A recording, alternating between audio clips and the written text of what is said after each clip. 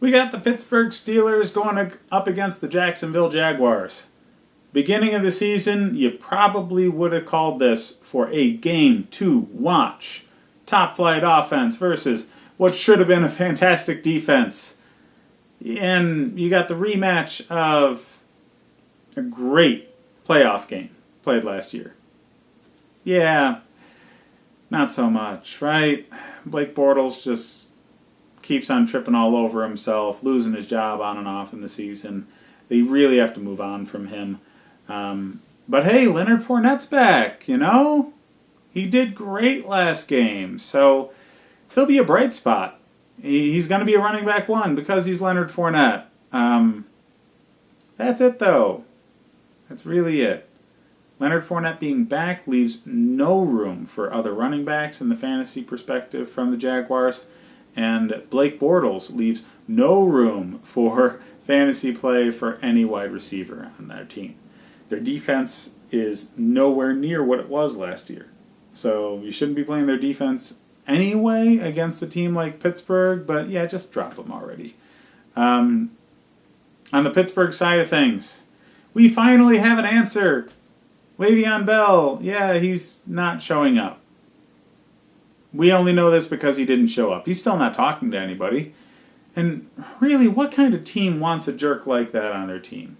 Somebody is going to pay him too much money to be a problem in their locker room next year. But I don't see a fantastic career for him moving forward because me-first players typically just don't win.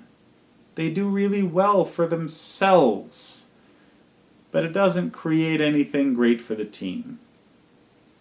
That's the reason players that have real off-the-field issues, like beating their wives or getting shot, ended up being more productive for teams in playoff runs than players like Terrell Owens, who never had big problems off the field, but he was just always so self-centered that it got in the way of winning.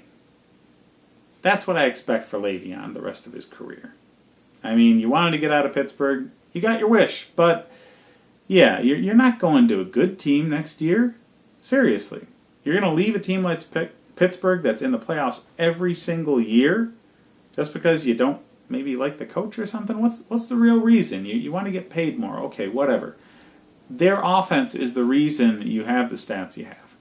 You can see that with James Conner, who is running back one. I'd put him at running back 1 and 2. Seriously. The guy's going to be fantastic in this game. Antonio Brown's going to do well. Juju Smith-Schuster is going to do well just because that offense is lights out. And they're not going to let up until somewhere in the third quarter. And by then, you're going to have a lot of points handed out between the top flight talent members of that offense. So Connor, Brown, and Smith-Schuster, lock them in, start them. Roethlisberger, lock them in, start them. This is going to be a clowning. So, outside of Leonard Fournette, don't think of a single Jaguars player the rest of the season. Start looking for replacements for Blake Bortles in the draft because it's the most interesting thing to think about as a Jacksonville fan. Pittsburgh, get your lumps in. You're going to have an easy victory this week.